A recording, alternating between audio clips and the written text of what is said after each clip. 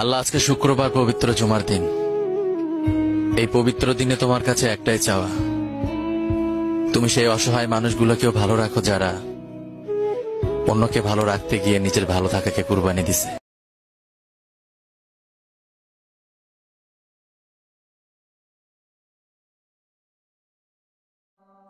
নবীজি আমার কবর কাবা, নবীজি আদম সফির বাবা, নবীজি আমার, নবীজি আমার কবর কাবা, নবীজি আদম সফির বাবা, নবীজি আমার।